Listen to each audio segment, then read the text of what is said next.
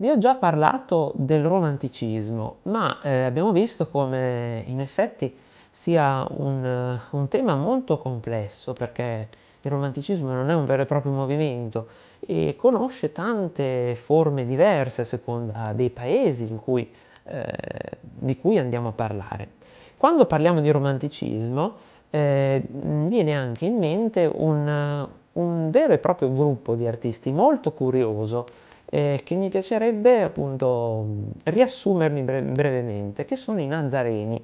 E i Nazareni sono dei pittori veramente particolari, un po' hipster, un po' con i capelli lunghi, i barboni, e che si rifacevano a ideali di vita molto semplici, quasi monastici, e si ispiravano all'arte del passato.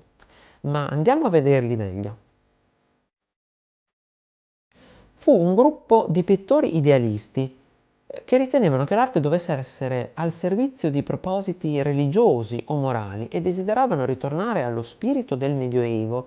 Il nome Nazareni fu usato scherzosamente per la prima volta nel 1817 e faceva riferimento al loro stile di vita devoto e alle chiome fluenti, quasi bibliche, che questi artisti portavano.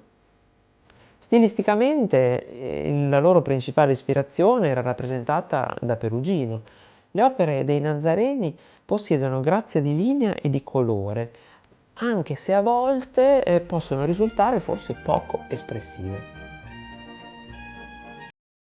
Overbeck e Pforr fondarono il nucleo di partenza, a cui però si unirono in seguito Peter von Cornelius e molti altri che non vi sto ad elencare tutti, ma che potrete vedere anche nel corso di questo video. Il primo nucleo prese vita dopo il 1806. Nel 1809 fondarono la Lega della Confraternita di San Luca, dal nome del santo patrono della pittura. Nel 1810 però si trasferirono a Roma, dove si organizzarono in una vera e propria comunità monastica. Il gruppo però iniziò a dissolversi presto. Pforr morì giovanissimo, prima di compiere i 25 anni di età, e di fatto il gruppo si sciolse negli anni 20 dell'Ottocento, ma continuò ugualmente ad esercitare una forte e una marcata influenza anche sugli artisti successivi. Il primo nucleo dei Nazareni nacque a Vienna, ma come abbiamo già detto nel 1810 si trasferirono a Roma, dove trovarono alloggio nell'ex monastero francescano di Sant'Isidoro, organizzandosi proprio in una sorta di comunità di lavoro monastica. I Nazareni cercarono di stabilire una fraternità mistico-culturale fra Nord e Sud, Germania e Italia. Le loro idee li condussero a una decisa rottura con il classicismo dell'Accademia e alla fondazione nel 1809 della Lega della Confraternita di San Luca.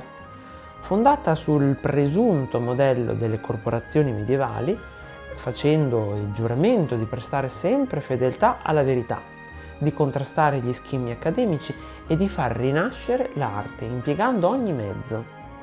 In particolare questi artisti volevano far rinascere la pittura ad affresco monumentale.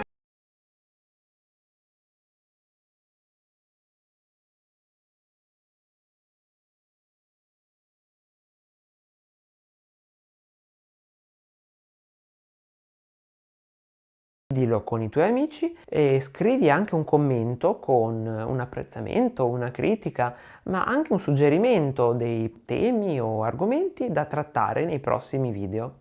Ciao!